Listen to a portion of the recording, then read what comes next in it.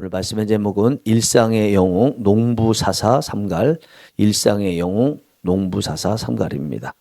최근 뉴스나 기사를 보면 통계가 나와요. 통계가 참 암울합니다. 예전에는 개천에서 용난다 이런 말이 들렸죠. 이전에 어떤 집안에 살고 있든지 갑작스럽게 상승할 수 있다 이런 것을 나타낸 것이 개천에서 용난다는 건데, 그 통계에 의하면 앞으로는 개천에서 용나듯이 다음 세대들이 지금보다 나아질 수 있는 가능성은 없다라고 과반 이상이 전망을 내놓고 있습니다. 굉장히 암울한 거죠. 이제 지금도 그런데 앞으로는 더더욱 부모들의 권력이나 부모들의 재력이 자녀들의 실력이 되는 일명 수저 계급론 사회가 될 것이다. 이렇게 예상을 하고 있습니다. 여러분들께서는 그런 것들을 많이 느끼시죠? 사실은요. 그렇다면 우리 하나님은 어떻게 느끼실까? 하나님도 금수저를 찾으시고 또 스펙이 좋은 사람, 이런 사람만 들어서 쓰실까? 그것을 좀 생각해 보는데, 일반 사회에서는 그렇게 하지만 하나님은 그렇게 하지 않으신다는 것을 성경 곳곳에 보여주고 있는데, 오늘 본문의 말씀도 마찬가지입니다. 오늘 본문의 말씀에 삼갈이라는 사람이 나옵니다. 이 삼갈이라는 사람은 사사기의 총 12명의 사사 중에서 유일한 게 하나가 있어요. 그거는 다른 사사들은 적어도 2절 이상씩 이 사사들을 소개하고 있거든요. 그런데 삼갈은 오늘 본문에 나와 있는 딱 한 절, 사사기 3장 31절 한 절만 소개하고 있습니다. 그리고 이 사사 삼갈에 대해서 다른 사사들도 조금 몇 사람은 해당되지만 오늘 본문에 나와 있는 삼갈도 이 사람이 사사가 맞을까? 사사 아닌 것 같은데 그렇게 느껴지는 사사라는 표현이 없는 그런 사사의 모습을 보이고 있습니다. 오늘 본문 말씀 다시 한번 보겠습니다. 에훗 후에는 아나스의 아들 삼갈이 있어 소모는 막대기로 블레셋 사람 600명을 죽였고 그도 이스라엘을 구원하였더라. 여기 보니까 사사라는 말 없죠? 또 특별히 뭐 성령의 감동을 받았다 이런 내용도 없죠? 예를 들어서 기도원 같은 경우라든가 아니면 삼손 같은 경우에는 성령님께서 임재하시고 앞에 온니엘 두 번째도 마찬가지입니다. 그래서 사사라는 말도 없고 그런 성령의 감동을 받았다는 말도 없기 때문에 이 사람이 사사 아닌 거 아니야? 이렇게 느껴질 수 있죠. 그러나 사사기 안에 들어가 있어요. 사사라는 말이죠. 그래서 오늘 본문의 말씀을 잘 보면 이 사람이 사사가 맞겠구나 느껴지는 게 있는데, 두 개의 표현을 보면 알 수 있는데, 하나는 처음 시작할 때 에훗 후에는 이렇게 나왔어요. 에훗이라는 사람은 12명의 사사 중에서 두 번째 사사고요. 유명한 왼손잡이 사사죠. 그러니까 이 에훗 후에는, 근데 에훗이 사사인데 사사 에훗 후에는 이야기니까 본문에 나와 있는 삼갈도 사사다. 이런 의미를 담고 있죠. 그리고 이 뒷부분에 보니까 그도 이스라엘을 구원하였더라. 그도예요. 그도. 그러면 앞에 누군가 있는데 그 사람들이 나라를 구원한 것처럼 이 사람 삼갈도 구원하였다 그런 뜻이죠. 앞에 사람이 에훗이고 또 그 앞에 온니엘인데 그 사사 두 명이 나라를 구원한 것처럼 삼갈도 나라를 구원하였다. 그때 당시에는 이스라엘이 다른 나라에서 통치를 받고 있었잖아요. 온니엘 때도 그렇고 에훗 때도 그렇고, 그때 다른 나라에서 고통을 당하고 있으니까 이스라엘 백성들이 하나님께 간절히 하나님 좀 고통 좀 없도록 나라를 구원해 주세요. 그렇게 기도했죠. 그때 하나님께서 유일하게 그 나라를 구원할 사람으로서 누군가를 불러서 사사로 세우셨잖아요. 그 사사만이 나라를 구원할 수 있는 사람이었습니다. 그러면 오늘 본문에 나와 있는 이 삼갈 그도 이스라엘을 구원하였더라. 그러면 그도 사사였더라. 이렇다고 볼 수가 있습니다. 그래서 오늘 본문에 나와 있는 이 삼갈이라는 사람은 비록 한 절 분량으로 나왔고 그리고 사사라는 표현도 없고 성령의 감동으로 어떤 역할을 감당했다 그런 내용이 없어도 분명히 이 사람도 사사였다라는 것입니다.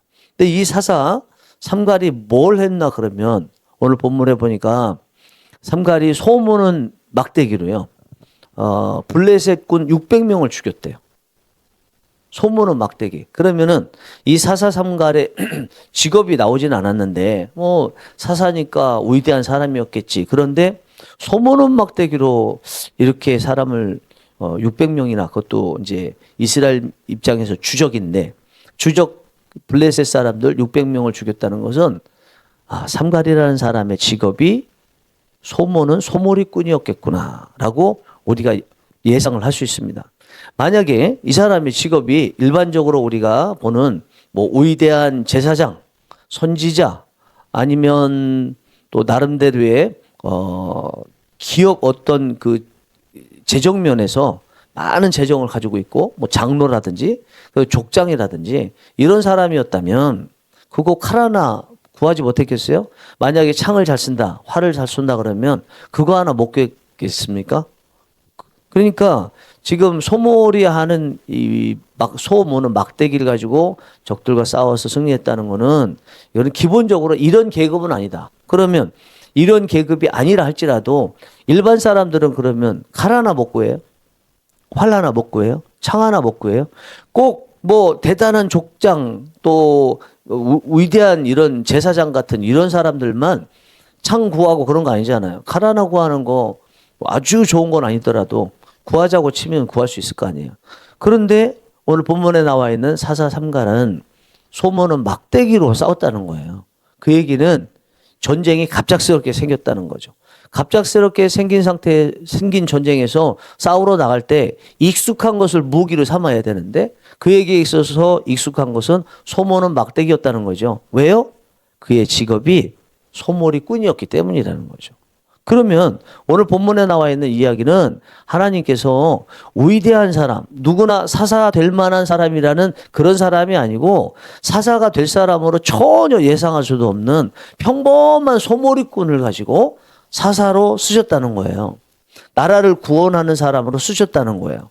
그리고 그가 사용하는 무기도 대단한 무기, 금 번쩍번쩍하고 이런 무기가 아니고 일상에서 그냥 우리가 사용하는 그런 것들을 들어서 나라를 구원하는 데 사용하도록 하셨다는 것입니다. 이제 오늘 이야기 끝나면 4장으로 접어들죠. 그러면 다른 사사 이야기가 나오겠죠. 4장 1절에 이렇게 말씀하고 있습니다. 4장 1절. 네. 에훗이 죽으니 이스라엘 자손이 또 여호와의 목전에 악을 행하매. 자, 에훗이 죽으니 4장 1절이면 그 앞에가 3장 마지막 절이고 그게 오늘이잖아요. 그러면은 이제 다음 네 번째 사사를 소개하는 이야기예요. 그러면 네 번째 사사가 되기 위해서는 세 번째 사사가 죽으니 그래야 되고 세 번째 사사하면 삼갈이 해야 되잖아요. 삼갈이 죽으니 그래야 되는데 그 두 번째 사사인 에훗이 죽으니 이렇게 표현하고 있어요. 그러면 세 번째 사사 삼갈은요 지금 사사로도 치지 않는 거예요. 그러면 과연 사사로 치지 않는 건가? 이제 네 번째 사사가 여자 사사 드보라인데 드보라가 뒤에 노래를 불러요. 5장 6절에 이제 4장에 드보라가 세워지는 얘기가 나오고 나중에 승리할 때 드보라가 노래를 부르는데 5장 6절이거든요. 5장 6절에 노래 내용이 이렇게 나옵니다. 아낫의 아들 삼갈의 날에 또는 야엘의 날에는 대로가 비었고 길의 행인들은 오솔길로 다녔도다. 여기 분명히 삼갈이 나오죠. 삼갈의 길에는 그때 당시에는 대로가 비었고 오솔길로 다녔다. 사람들이 뭔가 두려워서 대로는 안 다니고 오솔길로 숨어서 다녔다는 거예요.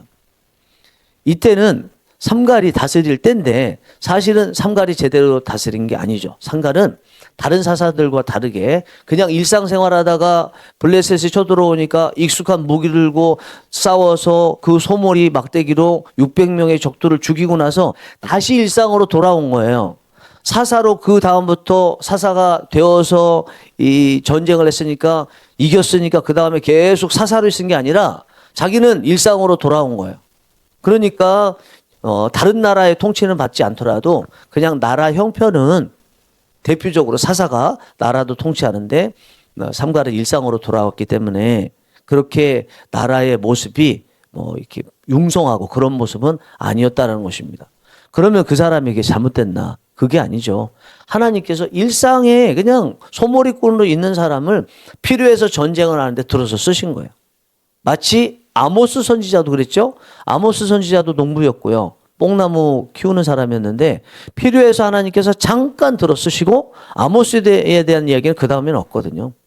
이거는 좀 전에 말씀드린 대로 하나님께서 사람을 위대한 일에 쓰시는데 위대한 사람만 쓰시는 사람이지 않는다.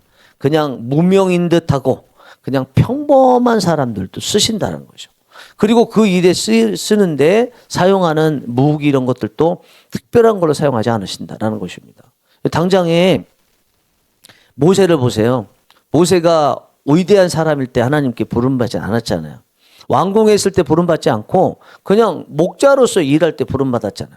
또 그가 사용했던 그 이스라엘 백성들을 이끌고 나오면서 아말렉과 전쟁에서 승리하고 반석을 치고 그리고 홍해를 가르고 뭐 이렇게 했던 그 위대한 일을 했던 무기는 그냥 가지고 있었던 양칠 때 쓰던 지팡이였습니다.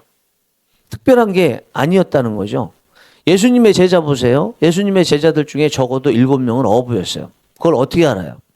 예수님 부활하신 다음에 갈릴리 바닷가로 가셨을 때 거기서 물고기 잡고 있었던 사람들 제자들 보면 거기 어부였기 때문에 간 거거든요. 7명 정도 되는 거예요. 예수님께서 그냥 평범하게 당시에 가장 천민처럼 여겨졌던 어부였던 사람들을 제자로 부르셔서 위대한 전 세계의 구원을 이루고 주님 오실 때까지 그 사역을 감당해야 될 사람으로 쓰시더라는 거예요. 그리고 그들을 부르신 다음에 어떤 것을 무기를 가지고 복음을 전파하도록 하셨습니까? 그들이 일상에 쓰던 거였어요. 그게 뭐예요? 그 베드로를 부르실 때 하신 말씀이 내가 너희를 사람을 낚는 어부가 되게 하리라. 어부예요. 원래 어부였던 사람은 어부가 되게 한대요. 다만 물고기 잡던 사람에서 이제는 사람을 잡는 사람이 된대요. 그러면 이 베드로를 비롯해서 어부들인 이 제자들이 주로 그 사역을 하는데 뭘로 했겠어요? 어부일 때 하던 걸로 했겠죠. 익숙한 그런 어망 이런 건 아니지만 어부일 때 사용했던 비유들, 어부일 때 평상시에 배웠던 하나님의 말씀들, 그거 가지고 사용한 거거든요.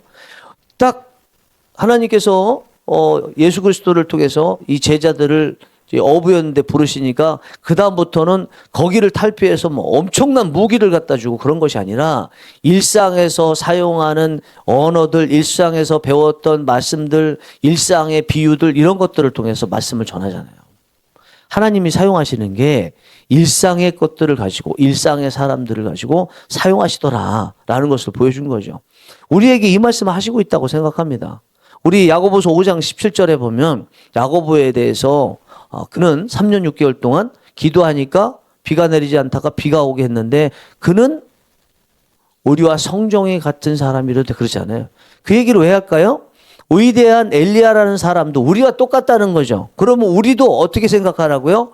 우리가 평범한 사람이라 할지라도 엘리야처럼 될 수 있다는 거죠. 어떻게 하면 하나님께 쓰임받으면 하나님의 손에 들려진 사람이 되면 우리 같은 사람도 쓰임받을 수 있고 하나님은 기꺼이 금수저 같지 않고 은수저도 아니고 그냥 아무것도 아니어 보이는 그런 우리를 그렇게 기꺼이 쓰신다는 거죠. 여러분들이 금수저라는 거 아세요, 지금? 여러분들이 하나님 앞에 위대하게 쓰임받고 있다는 거 아세요? 그 증거가 있잖아요. 예수님 믿잖아요. 예수님 믿어서 만왕의 왕 되시고 만주의 주가 되시는 하나님의 자녀가 됐잖아요. 나라 중에서 최고의 큰 나라, 최고 높은 곳에 있는 나라, 하나님 나라. 그리고 그곳에 있는 것은 다 금으로 된 최고의 것을 우리가 하나님으로부터 약속을 받았잖아요. 그 얘기는 뭐예요? 우리가요, 그냥 계급사회로 보면 아무것도 아닌 사람 같지만 이미 하나님께서 우리를 들어서 사용하셨다는 거예요. 최고의 사람으로 사용하고 계시다는 거예요. 그리고 심지어 당신의 아들 예수 그리스도를 우리가 이렇게 되도록 하기 위해서 십자가에 못 박혀 죽으셨어요. 죽도록 하시고 그걸 또 우리에게 믿는 믿음도 주셨어요. 대단한 일이죠. 정말 대단한 일이에요. 사랑하는 성령이 일하시는 교회 여러분, 이것을 보면서 우리는 내가 평범하다, 금수저가 아니다 라는 것에 대해서도 감사해야 된다고 생각합니다. 그리고요, 우리가 이것을 통해서 느낄 수 있는 것은 우리 일상을 정말 소중히 여겨야 되겠구나.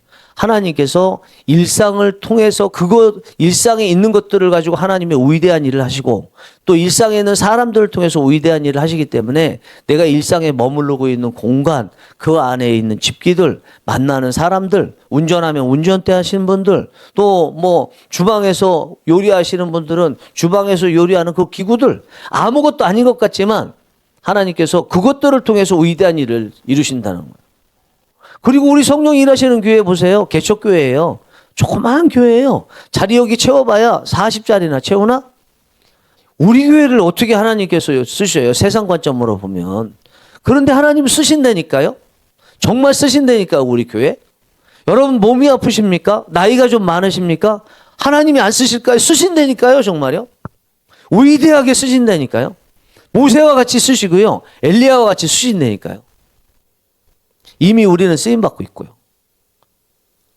여러분들께서 하나님께서 여러분들이 세상 사람들로부터 작은 교회니 뭐니 하면서 쓰임받지 못할 것처럼 할 때 하나님은 쓰신다는 것을 아실 뿐만 아니라 이미 나는 쓰임받고 있습니다 라고 고백하시면서 오히려 하나님께서 언제든지 쓰실 수 있는 주위에 있는 사람들, 주위에 있는 일상의 것들을 소중히 여기시고 마치 하나님께서 갑자기 부르시면 아주 잘 드는 칼을 갈아서 준비하는 것 같이 그렇게 준비하시는 은혜가 있기를 간절히 원합니다. 기도하시겠습니다.